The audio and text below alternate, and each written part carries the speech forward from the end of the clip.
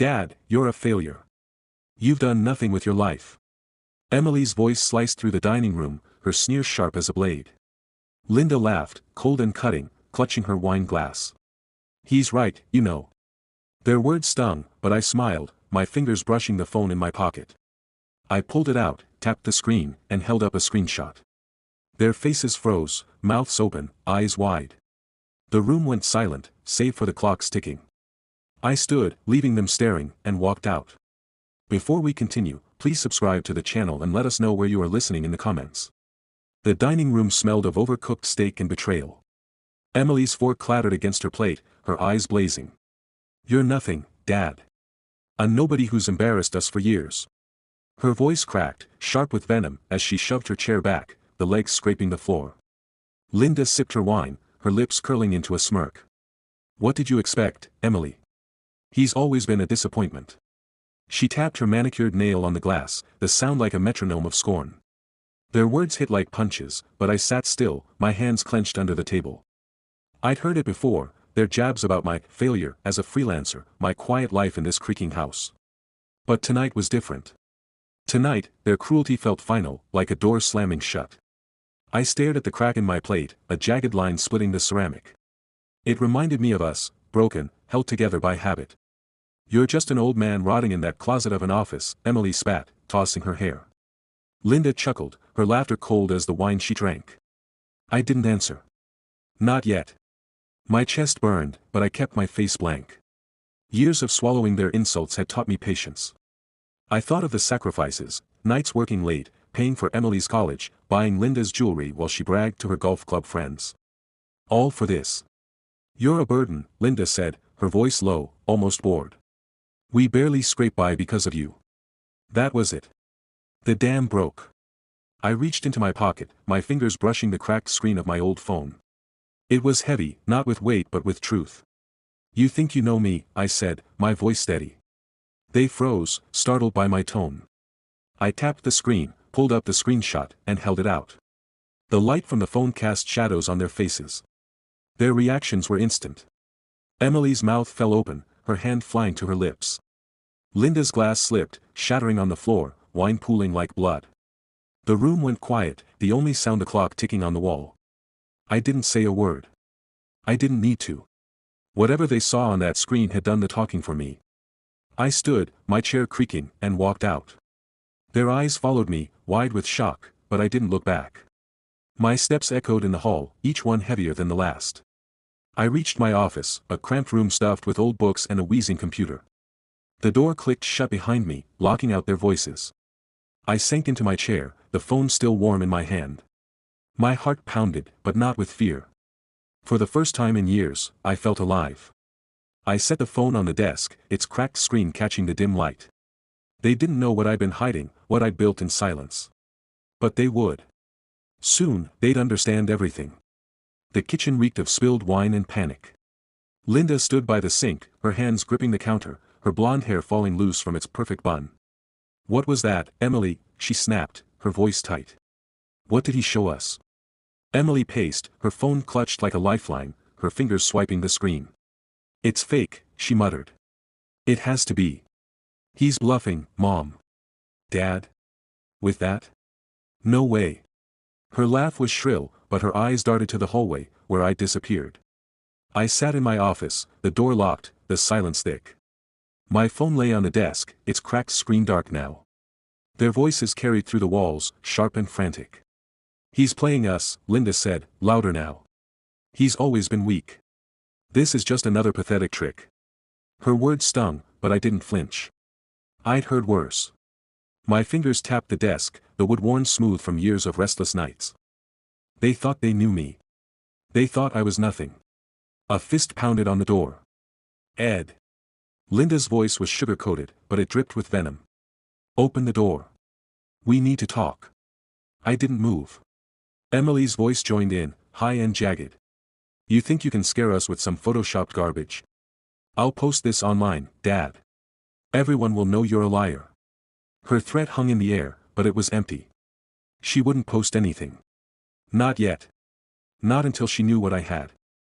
I leaned back in my chair, the springs creaking. The office was a mess, books piled on shelves, a family photo turned face down on the desk. I hadn't looked at it in months. The memory of their laughter at dinner twisted in my gut, but I pushed it down. They wanted answers. They'd get them, but on my terms. Ed, don't be ridiculous, Linda called, her tone shifting to fake concern. Whatever that was, we can work it out. Her fist hit the door again, softer this time. I pictured her out there, her lips pursed, her eyes calculating. She'd always been good at playing the victim when it suited her. Emily muttered something, her voice too low to catch, but I heard the clack of her nails on her phone. Probably drafting a post she'd never send. You'll see, I said, my voice low but firm, loud enough to carry through the door. Your time's coming. Silence followed. I imagined their faces, Linda's eyes narrowing, Emily's mouth twitching. They didn't know what to do with me now. The man they'd mocked for years wasn't caving. Linda tried the knob, the door rattling in its frame. You can't hide forever, she hissed. Her footsteps retreated, sharp heels clicking on the hardwood. Emily lingered, I heard her breathing, quick and uneven. This isn't over, she said, her voice barely a whisper. Then she was gone, her steps fading. I picked up the phone, its weight grounding me. The screenshot was still there, waiting. I didn't need to look at it again. I knew what it meant. My gaze fell on the family photo, its frame coated in dust. For a moment, I saw us as we were, smiling, together, before the cracks spread. Then I blinked, and the memory was gone. They'd made their choice. Now I'd make mine. The office was dark, save for the flicker of my ancient computer screen. I sat alone, the silence heavy, broken only by the hum of the machine. My fingers brushed the edge of a USB drive, a cold wallet, small and unassuming, tucked in a drawer for years. It held everything. I leaned back, my mind slipping to 2011, when it all began. The memory hit sharp and clear. I was 48, hunched over a clunky monitor in a cramped office that smelled of stale coffee and paper. The screen glowed with a forum post about Bitcoin, a new, risky idea. The future, some guy called it. I scrolled, my heart racing. I'd always been cautious, but something about it felt right. Linda's voice echoed from the past, shrill through the phone. You're wasting money again, Ed. We need that for Emily's school. I ignored her, my fingers flying across the keyboard. $590 for 59 coins. I hit buy and smiled, a spark of hope in my chest.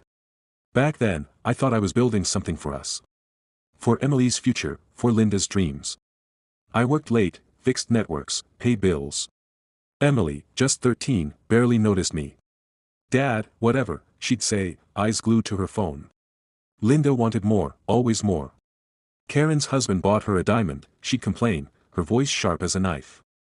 I kept quiet, my secret tucked away. The coins sat in a cold wallet, forgotten as life ground on.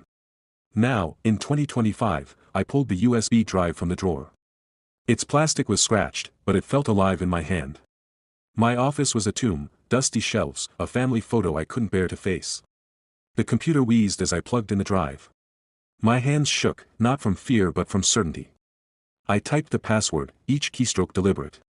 The screen blinked, then loaded. There it was, 59 BTC. I did the math in my head. At today's price, nearly $6 million. I exhaled, the number sinking in. 6 million. More than enough to change everything. My eyes stung, not with joy but with rage. I'd given them everything, years. Money, my pride, and they'd spit it back. Emily's voice at dinner, calling me a failure. Linda's laugh, cold and cruel. They didn't deserve this. Not anymore. I leaned forward, the chair creaking. The screen's glow lit my face, casting shadows on the walls. I remembered the nights I'd spent learning, risking, hoping. For them. And they'd thrown it away. You'll see, I whispered, my voice steady. The wallet was real. The money was mine. And I knew exactly what to do with it. I unplugged the drive and slid it back into the drawer, its weight a promise. The computer powered down, the hum fading to silence. My phone sat on the desk, its cracked screen catching the light. I picked it up, my thumb hovering over a number. An attorney I'd found weeks ago, just in case. My finger pressed, call. The line rang once, twice. A voice answered, calm and professional. Mr. Cunningham? How can I help? I smiled, my eyes fixed on the phone. We need to talk, I said. The attorney's office smelled of leather and ambition. Sunlight streamed through tall windows, glinting off a glass desk piled with papers. I sat across from Mr. Harlow, a man with a crisp suit and sharper eyes. My pen hovered over the contract, steady as my pulse. "Selling 5 coins will net you $500,000, he said, his voice clipped. "What's the next step?" I signed my name, the ink flowing smooth. "Keep it quiet," I replied. "That's all for now." He nodded, sliding the papers into a folder. The deal was done. I left the office, my steps light on the polished floor. Outside, Fairfield buzzed, cars hummed, leaves rustled in the June breeze. My phone stayed silent in my pocket, its cracked screen hiding the truth.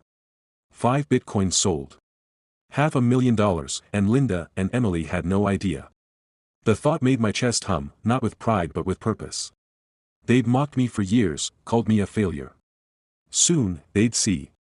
Back home, Linda waited in the hallway, her arms crossed. Her blonde hair was pinned tight, but a strand hung loose, betraying her nerves. "Where were you?" she asked, her voice honeyed but sharp, like a blade dipped in sugar. Her bracelet jangled as she tapped her phone. I tossed my keys onto the table, the clink loud in the quiet house. "Out," I said, brushing past her. The air smelled of furniture polish and tension. She followed, her heels clicking. "Don't play games, Ed. I found that lawyer's card in your drawer." Her eyes narrowed, searching my face. I kept my expression blank, but inside, I smiled. She'd been snooping, just as I'd expected. "You're up to something," she hissed, stepping closer. "What is it?" I shrugged, my silence a wall. "You'll find out soon enough," I said, my tone calm, almost bored. Her lips pursed, her fingers twitching around her phone. I headed to the kitchen, pouring a glass of water. Linda lingered in the doorway, her shadow stretching across the linoleum. "You've never given me what I deserve," she said, her voice low, bitter. "All those years, scraping by while my friends lived better." I sipped the water, letting her words slide off me. She wanted wealth, status, the life she'd envied at the golf club. She'd never worked for it, but she blamed me. Always me. I set the glass down, the clink sharp. "Things are about to change," I said, meeting her gaze. Her eyes widened, just for a second, before she masked it with a scoff. "You change anything?" She laughed, but it was brittle, like glass about to crack. I didn't answer. I didn't need to. The seeds were planted. Later, I took a walk through the neighborhood, the dusk settling over manicured lawns. Linda's car crept along a block behind, her headlights dim. She thought she was clever, tailing me like a detective in a bad movie. I kept my pace steady, my hands in my pockets. Let her follow. Let her wonder. She'd find nothing but questions. I stopped at the park, the air cool against my face. My phone buzzed once, a confirmation from Harlow. The funds were in my account. I pulled it out, dialed a number, and kept my voice low. "It's just the start," I said. Behind me, Linda's car idled, her silhouette stiff in the driver's seat. She was watching, but I was already miles ahead. The dining room was a battlefield. Cold coffee sat in mugs, the air thick with accusation. Linda stood at the head of the table, her fist slamming down, rattling the spoons. "You're selfish, Ed," she shouted, her voice a whip. "Hiding things, sneaking around, what are you doing to us?"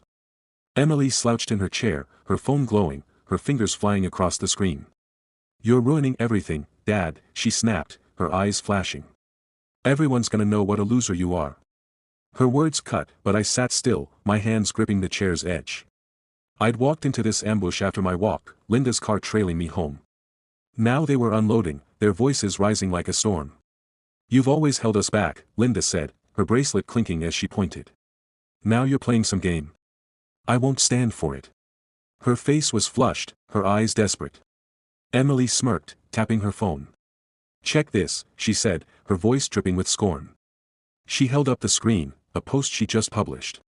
"My dad's a washed-up nobody," it read, with a sad face emoji. My stomach twisted, but I kept my face blank. "You think that hurts me?" I said, my voice low, steady. Emily's smirk faltered. Linda stepped closer, her heels loud on the hardwood. "I'm done, Ed. I'll file for divorce. You'll get nothing." Her threat hung heavy, but I didn't flinch. I'd heard her bluffs before. She wanted control, not freedom. Emily scrolled her phone, muttering, "Why's no one liking this?" Her confidence cracked, her need for validation showing through. I sipped my coffee, the bitterness matching the mood. Their words were loud, but they were flailing, grasping at shadows. They didn't know about the bitcoins, the $500,000 sitting in my account. They didn't know I was building something bigger than their insults. "Do what you want," I said, setting the mug down. "It won't change a thing." Linda's eyes blazed, her jaw tight. "You're impossible," she hissed, storming out, the doors slamming behind her. Emily stayed, her fingers hovering over her phone. "You're pathetic," she said, but her voice trembled. She wanted a reaction, a fight. I gave her nothing. I stood, the chair scraping, and looked at her. "You're digging your own hole," I said. Her eyes widened, but she didn't answer. I walked out, their shouts echoing in my head, each one fueling my resolve. In the hallway, I pulled out my phone, its cracked screen catching the dim light. Their accusations were noise, nothing more. I'd spent years absorbing their scorn, but now I was moving, and they couldn't stop me. I dialed my broker, keeping my voice low. "Time to start," I said, my eyes on the closed dining room door. Emily's post was still open on her phone, glowing like a weak spark. Let her post. Let them scream. I was already beyond their reach. The broker's office buzzed with quiet energy, coffee scented the air, screens flickered with stock charts. I sat across from Ms. Carter, her glasses perched low as she typed. "Selling 5 bitcoins, buying shares in NextGen Tech," she said, her voice brisk. "Risky, but done." I nodded, my fingers tapping the armrest. "Make it quick," I said. "And keep it off the radar." She raised an eyebrow but complied, her mouse clicking. $500,000 shifted, silent as a shadow. My plan was in motion. Back home, I locked myself in my office, the computers hum my only company. The screen glowed as I opened an anonymous forum, my fingers steady on the keys. "NextGen's about to skyrocket," I typed. "Insider tip, buy now." I hit send, the post vanishing into the digital void. A smile tugged at my lips. Linda's friend Susan had bragged about NextGen at the golf club, and Linda had listened, her eyes hungry. She'd take the bait. They all would. Later, I stood at a charity gala, the room alive with clinking glasses and soft laughter. White tablecloths gleamed, flowers perfumed the air. I'd donated $50,000 to a local shelter, and now people shook my hand, their smiles warm. "Mr. Cunningham, you're a blessing," a woman said, handing me a thank you letter. I nodded, the paper crisp in my hand. For years, I'd been invisible. Now, eyes followed me, respectful. It felt good. But it wasn't the goal. My phone stayed in my pocket, silent but heavy. I checked it earlier, my forum post was gaining traction, likes piling up. Linda was at home, probably scrolling, her greed pulling her in. I pictured her, eyes glued to her screen, whispering to Susan about the next big thing. She'd invest everything, blind to the trap.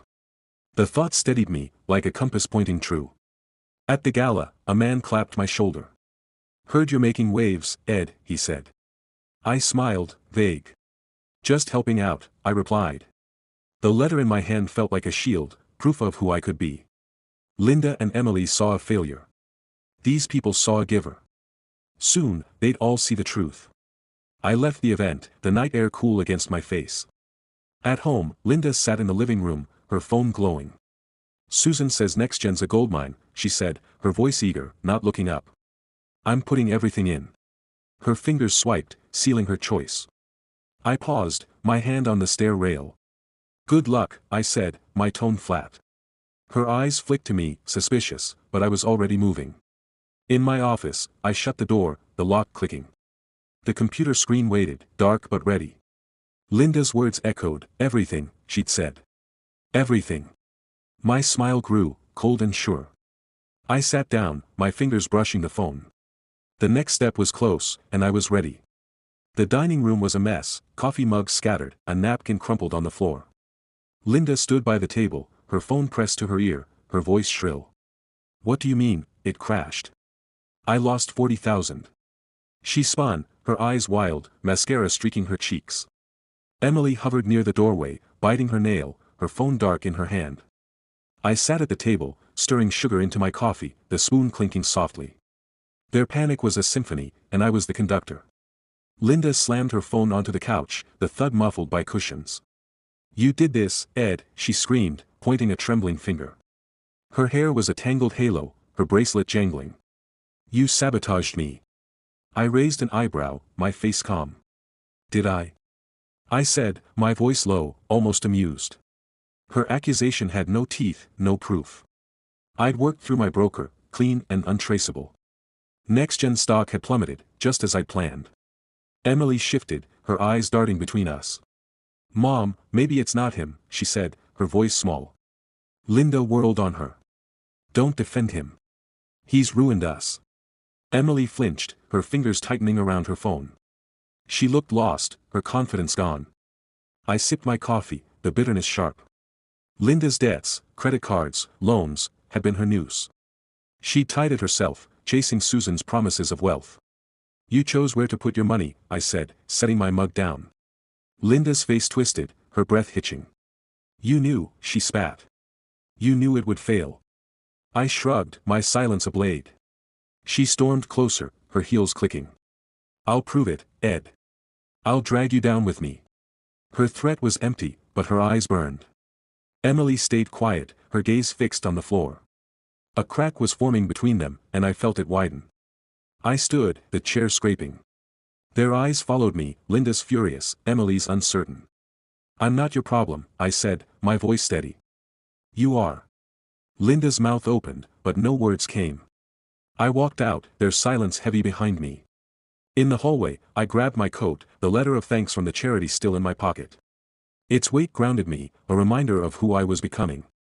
Outside, I climbed into my car, the engine humming to life. Linda's screams faded as I drove, the letter on the passenger seat catching the streetlights. The town was quiet, Fairfield's lawns neat under the dusk. I'd pushed the first domino, and it felt right. My phone stayed silent, but I didn't need it now. The next move was waiting, and I was ready. The charity event glowed with warmth, white tablecloths, soft lanterns, the clink of glasses. I stood on a small stage, a framed letter of thanks in my hands. Edward Cunningham's generosity has changed lives, the host said, his voice booming. The crowd clapped, their faces bright with admiration. I nodded, my smile modest, but inside, I burned with quiet triumph.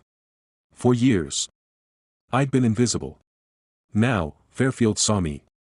I stepped down, shaking hands, the letter tucked under my arm. A woman in a blue dress squeezed my hand. You're a hero, Ed, she said. I murmured thanks, my eyes scanning the room. The air smelled of roses and possibility. My donation, $50,000 to the shelter, had made waves, and the ripples were reaching Linda and Emily. Across town, Linda sat in a golf club, her cocktail glass trembling. The green stretched outside, the grass sharp under the sun, but the air inside was cold. Her friend Susan leaned over, her voice low. You're Ed. The one who gave all that money. Why didn't you say? Linda's smile froze, her fingers tightening on the glass. It's complicated, she said, her voice thin. Another woman whispered, he's a saint. And you're so quiet about it. The word stung, and Linda's face flushed. Her status, her armor, was cracking. Emily wasn't faring better. At home, she sat on her bed, her phone glowing with comments. How can you trash your dad, one read. He's helping people, and you're whining, another said. Her post about me, calling me a failure, had backfired. She swiped, her hands shaking, and deleted it, but the damage was done. Her followers dropped, her inbox filled with criticism. I didn't mean it, she whispered, but no one cared. Her world, built on likes, was crumbling. I left the event, the night air cool against my face. The sunset painted the sky orange, a promise of something new.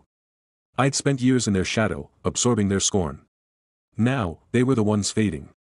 Linda's friends were pulling away, their invitations drying up. Emily's online empire was shrinking, her confidence with it. I felt no pity. They'd built their cages, and I'd handed them the keys. I drove home, the letter on the seat beside me. Its words, gratitude, respect, were a shield against their venom. My phone buzzed, a message from the mayor's office, an invite to a council event. My name was spreading, my actions speaking louder than their lies. I parked, the house dark except for a single light. As I stepped out, a knock came at the door, sharp and desperate. I paused, my hand on the keys, and listened. The dining room smelled of damp carpet and defeat. Linda stood before me, her hands clasped, her eyes red. "Ed, please," she said, her voice breaking. "We're sorry. We were wrong."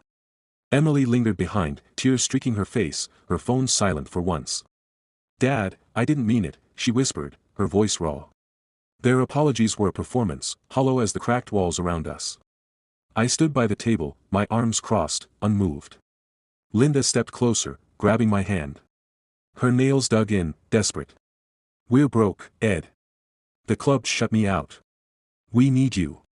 Her words were syrupy, but her eyes flickered with calculation. Emily nodded, wiping her nose. "My friends won't talk to me," she said, her voice small. "I deleted the post. I swear." I pulled my hand free, the motion sharp. Their tears didn't touch me. I'd heard their lies before.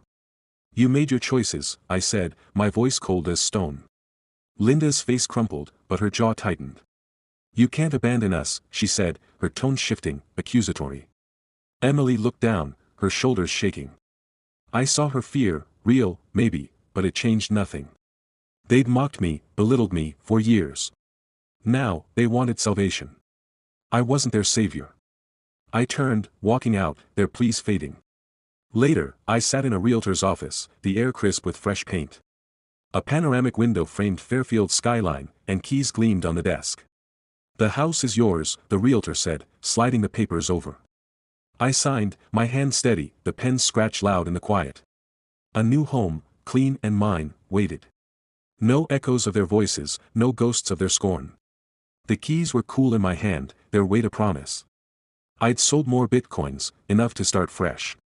Linda and Emily could keep the old house, its creaks and cracks a mirror of their lives. I felt no guilt. "Everyone gets what they earn," I said, my voice low, almost to myself. The realtor smiled, unaware of the war I'd fought.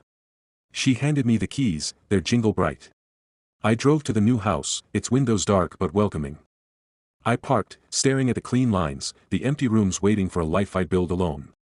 My phone buzzed, a message from the city council. They wanted me at an event, a speaker for their fundraiser. My name carried weight now, a currency Linda and Emily could never touch. I stepped out, the keys in my hand, when the phone rang again. I answered, my voice calm. "I'll be there," I said. The city hall smelled of polished wood and pride. I stood at the podium, the weight of a brass medal cool in my hands. "Edward Cunningham's $1 million donation will transform our community," the mayor said, his voice echoing. The crowd erupted, their applause a wave. I nodded, my face humble, but inside, I soared. Linda and Emily sat in the back, their faces pale, their eyes fixed on me. No one looked at them. They were ghosts in my moment. I scanned the room, wooden beams, flickering chandeliers, the scent of coffee lingering. Linda clutched her purse, her knuckles white. Emily hunched low, her phone hidden in her lap. I saw Susan, Linda's golf club friend, turn away when Linda leaned to whisper. The rejection was sharp, a blade in Linda's pride. Emily's shoulders shook, her usual bravado gone. I felt no pity. They'd built this cage. "Thank you," I said, my voice steady. "This is for Fairfield." The crowd cheered again, their faces warm, open. For years, I'd been the quiet man in the corner. Now, I was their hero. The medal gleamed, a symbol of everything I'd earned. Linda's lips moved, a silent mutter, "It's a lie," but no one cared. Emily's eyes darted, seeking an escape that wasn't there. Later, I packed the last box in the old house. The dining room was a wreck, cracked walls, a dusty table, the air heavy with neglect. My footsteps echoed as I carried boxes to the car. Linda and Emily could keep this place, its creaks a mirror of their lives. I didn't look back. The keys to my new house jangled in my pocket, their sound bright, like a bell. I drove to the new place, its windows catching the dusk. The air inside was clean, sharp with fresh paint. I set the medal on a bare shelf, its shine soft in the empty room. The silence was mine, not theirs. No arguments, no scorn. Just space to breathe. I walked through the house, my steps light on the hardwood. This was freedom. Outside, Fairfield settled into evening, lawns glowing under streetlights. My phone stayed quiet, but the mayor's words rang in my head, $1 million, a legacy. Linda and Emily had lost more than money. Their status, their allies, were gone. I'd taken nothing from them they hadn't thrown away first. I sat at the kitchen counter, the keys beside me, their edges catching the light. The house was still, but alive with possibility. Then, a knock came at the door, sharp, insistent. I stood, my hand brushing my phone. My fingers paused over the screen, ready. The new house was quiet, its minimalist living room bathed in evening light. The knock came again, louder, desperate. I opened the door, and there they were, Linda, her face streaked with mascara, and Emily, eyes red, clutching her arms. "Ed, please," Linda said, her voice cracking. "We're done for. You have to help us." Emily nodded, her voice barely a whisper. "Dad, we messed up. We're sorry." Their words dripped with need, but I heard the old venom beneath. "You've done nothing," Emily added, her eyes flickering. "But we need you now." I stood in the doorway, my face a mask. The room behind me smelled of fresh paint, the hardwood gleaming under a single lamp. A clock ticked on the wall, its rhythm steady. "Come in," I said, my tone flat. They shuffled inside, Linda's purse dangling, Emily's sneakers scuffing the floor. The space felt too clean for their chaos. I closed the door, the click sharp. Linda launched in, her hands wringing. "The debts are crushing us," she said, her voice rising. "The club's gone, my friends, gone. You're our only hope." Emily sniffled, her eyes on the floor. "No one talks to me anymore," she said. "I lost everything." Their apologies were thin, a performance to save themselves. I'd heard it before, their lies dressed in tears. I pulled my phone from my pocket, its cracked screen catching the light. "You think I've done nothing," I said, my voice low, deliberate. I tapped the screen, opened the wallet app, and held it up. Green text glowed, 59 BTC, $5.9 million. Their jaws dropped, Linda gasping, Emily sinking onto the couch. "I bought them in 2011, I said. $590. For you, for us. And you called me a failure." Linda's hand flew to her mouth, her eyes wide. You hid this," she stammered. Emily stared, tears spilling, but she said nothing. I lowered the phone, my gaze hard. "You had your chance," I said. "Every day, you chose to tear me down. Now, you live with it." The clock ticked louder, filling the silence. Their faces were frozen, the truth a weight they couldn't lift. I turned, walking to the door. "Ed, wait." Linda cried, falling to her knees, her hands clawing the air. Emily sobbed, gripping the couch. I didn't stop. "You're cruel." Linda shouted, but her voice broke. I opened the door, the night air cool against my face. "No," I said, not looking back. "I'm fair." I stepped outside, the door shutting with a thud. My car waited, its engine a soft hum as I started it. The sunset burned orange, a fire across the sky. I drove, the phone on the seat beside me, its screen dark now. Their faces lingered in my mind, but not their pain. Only their shock, their realization. I'd shown them the truth, and it was enough. The terrace of my new house was my sanctuary, the morning air crisp with the scent of coffee. I sat at a glass table, my laptop open, documents spread before me. Another donation, $200,000 for a youth center, waited for my signature. The pen scratched softly, each stroke a step further from the past. Fairfield stretched beyond the railing, its roofs gold in the dawn. I was home, not just in this house, but in myself. Across town, Linda and Emily worked at a diner, their lives a stark contrast. The place was loud, reeking of fried potatoes and grease. Linda wiped tables, her apron stained, her movements sharp with resentment. "He did this to us," she muttered to a coworker, tossing a rag onto the counter. Her voice was bitter, but tired. Emily carried a tray, her steps slow, her eyes downcast. "Mom, stop," she said, her voice flat. "We did this." The tray wobbled, plates clinking, and she steadied it, her phone silent in her pocket. I'd seen them once, from a distance, their faces drawn, their pride gone. They worked to survive, their status a memory. I felt no joy in their struggle, only balance. They'd mocked me for years, called me nothing while I paid their way, Emily's college, Linda's jewels. I'd given everything, and they'd spat it back. Now, they faced the world they'd built. My laptop pinged, a message from the charity, "Your gift will change lives." I smiled, the words warming me. The terrace was quiet, save for the rustle of leaves. I'd found purpose here, in giving, in building. The cold wallet, still locked in a safe, held millions, but it wasn't the money that freed me. It was the choice, to walk away, to live for myself.